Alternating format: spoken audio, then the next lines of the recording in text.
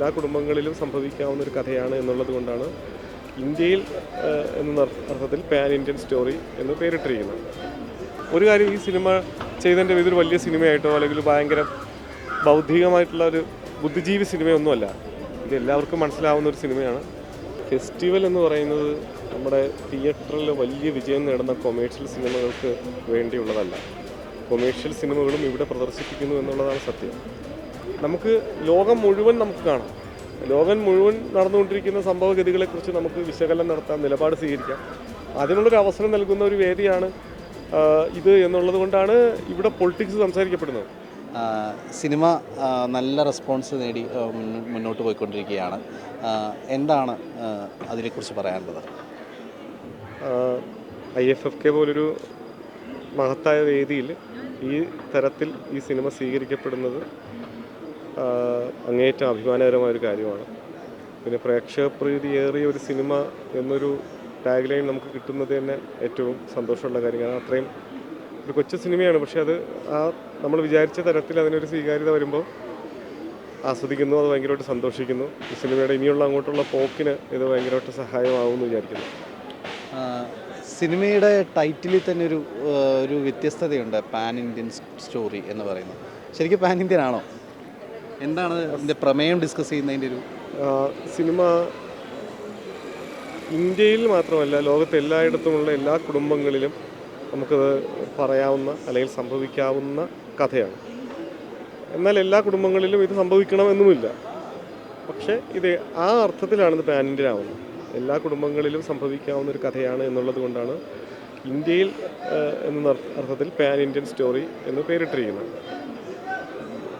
അത് വളരെ പ്രതീക്ഷയോട് കൂടി ഇട്ടിരിക്കുന്ന പേരാണ്. ആ പേര് ഇഷ്ടപ്പെട്ടു ആളുകൾക്ക് എന്നുള്ളതാണ് ഇപ്പോൾ ഈ കഴിഞ്ഞ ദിവസം നടന്ന സ്ക്രീനിങ് കഴിഞ്ഞിട്ട് വന്നിരിക്കുന്ന ഈ വലിയ റെസ്പോൺസിൽ നമുക്ക് മനസ്സിലാവുന്നത്. ആക്ച്വലി രണ്ട് കുടുംബങ്ങളുടെ ഇടയിൽ, രണ്ട് കുടുംബങ്ങൾക്കുള്ളിൽ നടക്കുന്ന ആത്മസംഘർഷങ്ങൾ സംസാരിക്കുന്ന സിനിമയാണല്ലോ. അപ്പോൾ അത് രണ്ട് കുടുംബങ്ങളെന്ന് ചുരുക്കട്ട, ലോകത്തെല്ലായിടത്തും നടക്കുന്ന രസകരമായൊരു കഥ എന്നുള്ള രീതിയിൽ എടുത്താൽ മതി. പിന്നെ ഈ സിനിമയിൽ കുറച്ച്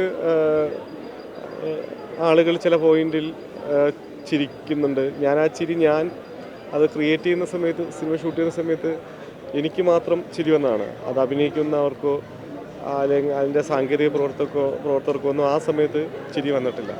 അപ്പോൾ അതിനകത്ത് ഞാൻ കണ്ട തമാശ മറ്റൊരാളിന് അത് കണക്ട് ചെയ്യാൻ പറ്റുമെന്ന് എനിക്ക് സത്യത്തിൽ പ്രതീക്ഷയൊന്നും ഉണ്ടായിരുന്നില്ല. പക്ഷേ തിയേറ്ററിൽ എവിടെയൊക്കെ എനിക്ക് ചിരി വന്നോ അവിടെയൊക്കെ ആളുകൾ ആ അർത്ഥത്തിൽ, കാരണം ഇതൊരു ഭയങ്കരമായിട്ട് തമാശയ്ക്ക് വേണ്ടിയിട്ടുള്ള തമാശയെന്നോ ചിലപ്പോൾ അത് ചിലർക്ക് തമാശയായിട്ട് തോന്നാനോ സാധ്യതയില്ലാത്ത ചില സീനുകളാണ്. പക്ഷേ അത് ആളുകൾ ഭയങ്കരമായിട്ട് ഈ തിയേറ്റർ വാച്ചിൽ ഇത്രയും ക്രൗഡ്, ഒന്നറിയാലോ കലാഭവനിൽ അത്രയും ജനം ഉണ്ടായിരുന്ന സമയത്ത് അവർ ചിരിച്ചു, കയ്യടിച്ചു എന്ന് പറയുന്നത്. കാരണം IFFKയിൽ ഒരു സിനിമ, മലയാള സിനിമ കാണിച്ചുകൊണ്ടിരിക്കുമ്പോൾ സിനിമയുടെ ടോട്ടൽ 1.5 മണിക്കൂർ ദൈർഘ്യമുള്ള സിനിമയുടെ ഇടയിൽ ഒരു 5-6 തവണ കയ്യടി കിട്ടുക എന്ന് പറയുന്നത് തന്നെ വലിയൊരു സന്തോഷവും അഭിമാനവും തോന്നുന്നൊരു കാര്യമാണ്. പൊതുവേ IFFKയിൽ വരുന്ന സിനിമകളിൽ കൊമേഴ്ഷ്യൽ വാല്യൂ കുറവാണെന്നുള്ളൊരു പരാതി പരക്കെ പണ്ട് മുതലേ ഉയർന്നു കേൾക്കുന്ന ഒരു സംഗതിയാണ്. പക്ഷേ അതിനെല്ലാം പൊളിച്ചുകൊണ്ട് ഈ ഇന്നത്തെ കാലത്ത് ഒരുപാട് സിനിമകൾ നമുക്ക് കാണാൻ സാധിച്ചിട്ടുണ്ട്. ഇപ്പോൾ ഫോർ എക്സാമ്പിൾ കിഷ്കിന്ധാകാന്ഡം അവിടെ നല്ല തിയേറ്ററിൽ നല്ല റെസ്പോൺസ് നേടി, ഭയങ്കര കളക്ഷൻ നേടിയ സിനിമയാണ്. അതുപോലെ തന്നെ ഇപ്പോൾ ഈ പറയുന്ന ഈ ഒരു അപ്ലോസ് എന്ന് പറയുന്ന സംഗതി IFFK ഓഡിയൻസിൽ നിന്ന് കിട്ടുന്ന സമയത്ത് അതിൻ്റെ ഒരു വളർച്ച എത്തരത്തിലാണെന്നാണ്? അല്ല, ഈ ഫെസ്റ്റിവൽ എന്ന് പറയുന്നത് നമ്മുടെ തിയേറ്ററിൽ വലിയ വിജയം നേടുന്ന കൊമേഴ്ഷ്യൽ സിനിമകൾക്ക് വേണ്ടിയുള്ളതല്ല. കൊമേഴ്ഷ്യൽ സിനിമകളും ഇവിടെ പ്രദർശിപ്പിക്കുന്നു എന്നുള്ളതാണ് സത്യം. ഇപ്പോൾ ഞാൻ ഈ ചെയ്തിരിക്കുന്ന സിനിമ ഒരു കൊമേഴ്ഷ്യലായിട്ട് വിജയിക്കാൻ സാധ്യതയുള്ള സിനിമയാണ് എന്ന് തന്നെയാണ് എൻ്റെ വിശ്വാസം. പക്ഷേ ഫെസ്റ്റിവൽ എന്ന് പറയുന്നത് നമ്മുടെ കാഴ്ചശീലങ്ങളെ നിർണ്ണയിക്കുന്നതിൽ പ്രധാനപ്പെട്ട പങ്ക് വഹിക്കുന്ന ഒന്നാണ്. നമ്മുടെ സിനിമയെക്കുറിച്ചുള്ള നമ്മുടെ സങ്കല്പങ്ങളിൽ, സിനിമയെക്കുറിച്ചുള്ള നമ്മുടെ കാഴ്ച നമ്മൾ മനസ്സിലാക്കുന്നതിൽ നമുക്കൊരു നമ്മളെ പഠിപ്പിക്കുന്നതാണ് ഫെസ്റ്റിവലുകൾ. അവിടെ വരുന്ന സിനിമകൾ ആ തരത്തിലുള്ളതായിരിക്കും. എന്ന് വെച്ചാൽ ഒരു കൃത്യമായ ഒരു ഉദ്ദേശത്തോടു കൂടി, അല്ലെങ്കിൽ ആ ഒരു വിട്ടുവീഴ്ചകളില്ലാത്ത ദൃശ്യം അല്ലെങ്കിൽ ശബ്ദം, ഇവയിലൊക്കെ കൃത്യമായ തീരുമാനങ്ങളോടുകൂടി, നിലപാടുകളോടുകൂടി എടുക്കുന്ന ഒരു കൃത്യമായ ഒരു ക്രിയേറ്റീവ് ആയിട്ടുള്ള ഒരു അപ്രോച്ചാണ് ഈ ഫെസ്റ്റിവൽ സിനിമകൾക്ക് ലോകമെമ്പാടും ഉള്ളത്. അവിടേക്ക് തിയേറ്ററിൽ വിജയിക്കുന്ന ചില സിനിമകളും വരുമ്പോൾ തിയേറ്ററിൽ ഒരു എന്തൊക്കെയോ ഈ ഫെസ്റ്റിവലിൽ വരാനുള്ള ക്വാളിറ്റി ആ സിനിമയ്ക്ക് ഉണ്ടെന്ന് കാണുമ്പോഴാണ് വരുന്നത്. ഇപ്പോൾ നിങ്ങൾ പറഞ്ഞ കിഷ്കിന്ധാകാന്ഡം എന്ന് പറയുന്ന സിനിമയ്ക്കും ഒരു ഫെസ്റ്റിവലിൽ കളിക്കാനുള്ള ഒരു ക്വാളിറ്റി ഉണ്ട് എന്ന് ജൂറിക്ക് തോന്നുമ്പോഴാണ് വിളിക്കുന്നത്. അതല്ലാതെ ഒരു കൊമേഴ്ഷ്യൽ സിനിമകൾ എന്ന് പറയുന്ന സിനിമകൾ, ഇപ്പോൾ ഞാനും കൊമേഴ്ഷ്യൽ സിനിമ ചെയ്തിട്ടുള്ള ആളാണ്. എൻ്റെ കഴിഞ്ഞ പടം സഭാഷ് ചന്ദ്രബോസാണ്. അപ്പോൾ ആ സിനിമയും ഒക്കെ ഞാൻ പറയുന്ന അത്തരം സിനിമകൾക്കൊക്കെ ഇവിടെ ഫെസ്റ്റിവൽ വരാൻ ക്വാളിറ്റി ഉണ്ട് എന്ന് തോന്നിയാൽ അവർ വിളിക്കും, ജൂറി വിളിക്കും. അത് ഈ സിനിമ ഇവിടെ കളിക്കണം. കിഷ്കിന്ധാകാന്ഡം മാത്രമല്ല, കഴിഞ്ഞ വർഷത്തെ കൊമേഴ്ഷ്യൽ സിനിമകൾ ഒരുപാട് സിനിമകളുണ്ടായിരുന്നു അല്ലേ. എന്നിട്ടും കിഷ്കിന്ധാകാന്ഡം ആ കൊമേഴ്ഷ്യൽ സിനിമ എന്നുള്ള നിലയ്ക്ക് ഇവിടെ വിളിക്കപ്പെട്ടു. അതിനർത്ഥം എന്തുകൊണ്ടാണ്? തിയേറ്ററിൽ വിജയിച്ച ഒരു സിനിമ അതിൻ്റെ ഒരു അർത്ഥമേ ഉള്ളൂ, ആ സിനിമയ്ക്ക് ഇവിടെ പ്രദർശിപ്പിക്കാനുള്ള ഒരു യോഗ്യതയുണ്ട് എന്നുള്ള ഒരു പൊതുവിലയിരുത്തൽ ജൂറിയുടെ ഭാഗത്തുനിന്നുണ്ടായെന്നുള്ളതാണ്. ഇനി സിനിമയ്ക്കിടയിലുള്ള ഈ കയ്യടികളെക്കുറിച്ചും ചിരികളെക്കുറിച്ചും പറഞ്ഞല്ലോ. സ്വാഭാവികമായിട്ടും നമ്മളൊരു ഇപ്പം നമ്മൾ സഭാഷ് ചന്ദ്രബോസ് എടുക്കുകയാണെങ്കിലും ഇപ്പം കുറച്ചുകൂടി പൊളിറ്റിക്കൽ വാല്യൂ ഉള്ള ഒരുപാട് കാര്യങ്ങൾ സംസാരിക്കുന്ന സിനിമകൾ ചെയ്യുന്ന ഒരാളാണെന്നാണ് ഞാൻ വിശ്വസിക്കുന്നത്. അപ്പോൾ അതിൽ ചിരിയുടെ ഒരു അംശം എത്രത്തോളം ഗുണകരമാകുന്നുണ്ട് ശരിക്കും പറഞ്ഞാൽ? എൻ്റെ ആദ്യത്തെ സിനിമയായിട്ടുള്ള ആളൊരുക്കത്തിൽ തീരെ ചിരിയില്ലാത്ത ഒരു സിനിമയായിരുന്നു. ചിരിക്കാനായിട്ടൊന്നും ഉണ്ടായിരുന്നില്ല. പക്ഷേ അതിനകത്തൊരു പൊളിറ്റിക്സ് പറഞ്ഞിട്ടുണ്ട്. അത് കഴിഞ്ഞതിന് ശേഷം ഈ സിനിമ ഞാൻ ചെയ്യുമ്പോൾ സഭാഷ് ചന്ദ്രബോസ് പൂർണ്ണമായും ചിരിക്കാൻ വേണ്ടി എടുത്തൊരു സിനിമയാണ്. എന്നാൽ അതിലും ഒരു പൊളിറ്റിക്സ് ഉണ്ടായിരുന്നു. ആ പൊളിറ്റിക്സ് എത്രത്തോളം ഒരു പൊതു പ്രേക്ഷക സമൂഹത്തിന് സ്വീകരിക്കപ്പെടുമെന്ന് എനിക്കറിയില്ലായിരുന്നു. പക്ഷെ അത് ആ അർത്ഥത്തിലാണ് ഒരുപാട് പേര് അത് എടുത്തത്. അങ്ങനെ തന്നെ എടുത്തത്. അപ്പോൾ ഭയങ്കര സന്തോഷം തോന്നി. ഈ സിനിമ ഇതിനകത്തും പറയേണ്ടതായിട്ടുള്ളൊരു പൊളിറ്റിക്സ് പറഞ്ഞിട്ടുണ്ട്. ഞാനിത് ഒരു കാര്യം, ഈ സിനിമ ചെയ്തതിൻ്റെ ഇതൊരു വലിയ സിനിമയായിട്ടോ അല്ലെങ്കിൽ ഭയങ്കര ബൗദ്ധികമായിട്ടുള്ള ഒരു ബുദ്ധിജീവി സിനിമയൊന്നുമല്ല. ഇത് എല്ലാവർക്കും മനസ്സിലാവുന്ന ഒരു സിനിമയാണ്, എല്ലാവർക്കും ഇഷ്ടപ്പെടാൻ സാധ്യതയുള്ള സിനിമയാണ് എന്നാണ് ഞാൻ വിചാരിച്ചത്. അത് അങ്ങനെയാണ് ഇപ്പോൾ കിട്ടുന്ന റെസ്പോൺസ്. ഈ ഫെസ്റ്റിവൽ വേദികളിൽ രാഷ്ട്രീയം പറയുന്ന സിനിമകൾ വളരെ കൂടുതലാണ്. ഫെസ്റ്റിവൽ ഇതുപോലുള്ള വേദികളിൽ രാഷ്ട്രീയത്തിന് എത്രത്തോളം പ്രാധാന്യമുണ്ടെന്നാണ് വിചാരിക്കുന്നത്?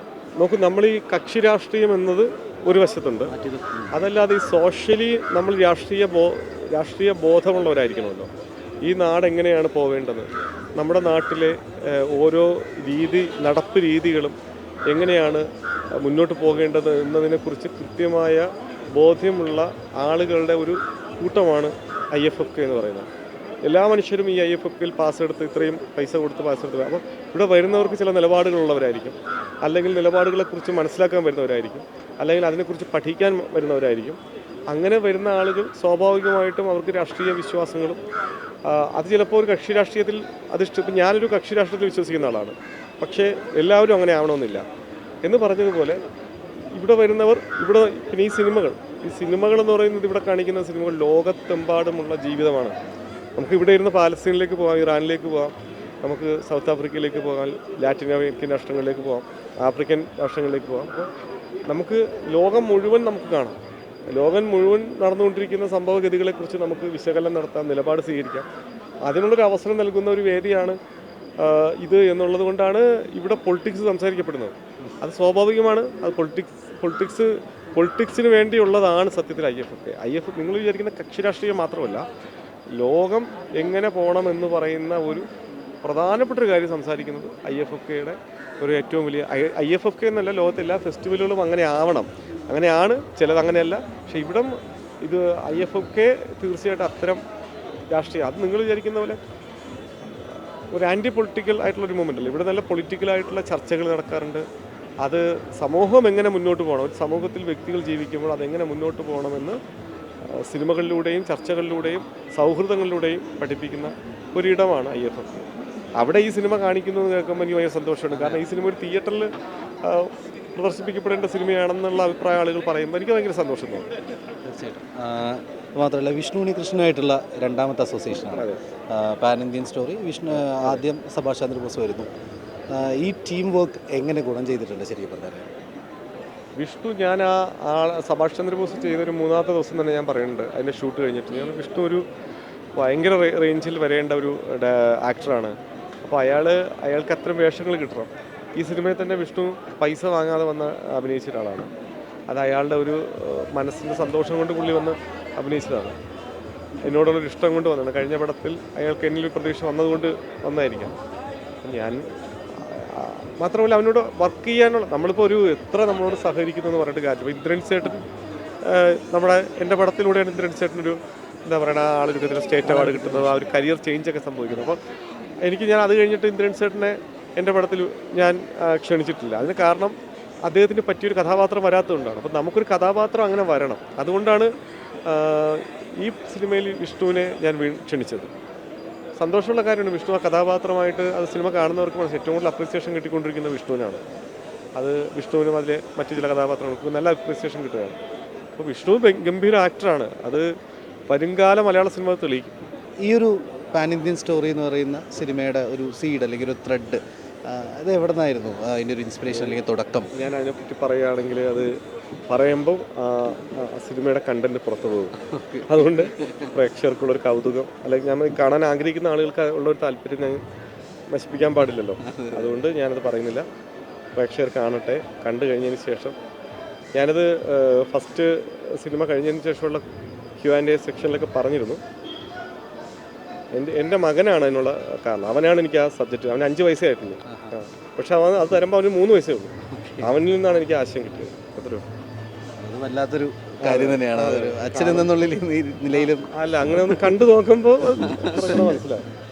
അതെ അതെ. അപ്പം എനിക്ക് തോന്നുന്നു നമ്മൾ ആദ്യമായിട്ട് സംസാരിക്കുന്നത് പോലെ ഒരു IFFK വേദിയിലാണ്. നമ്മൾ നേരത്തെ പറഞ്ഞ പോലെ ആളൊരുക്കത്തിന് ശേഷമാണ് നമ്മൾ സംസാരിക്കുന്നത്. അപ്പോൾ അന്ന് അവിടെ മുതൽ ഇവിടെ പാൻ ഇന്ത്യൻ സ്റ്റോറി ഇവിടെ പ്രദർശിപ്പിക്കുമ്പോൾ ആളുകൾ നല്ല അഭിപ്രായം പറയുന്ന സമയത്ത് എങ്ങനെ തോന്നുന്നു അവിടെ മുതൽ ഇവിടം വരെയുള്ള ഒരു ജേർണി?